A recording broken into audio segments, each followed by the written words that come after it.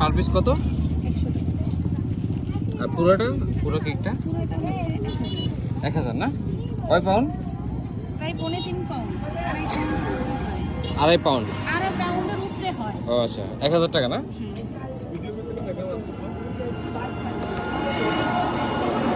আমাকে এক পিস দেন তো। হয়তো ক্রিমটা একটু নরম হবে। এটা কত? 100 না? একটা কত পিস হয় আনুমানিক? 10 পিস হয়। 10 পিস না?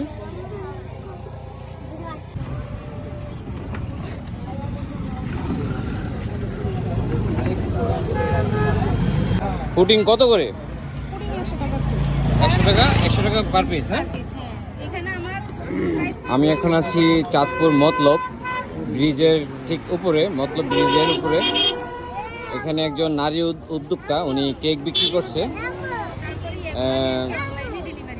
শহর থেকে গ্রাম অঞ্চলে চলে আসছে কেকের যে বিজনেসটা বর্তমানে।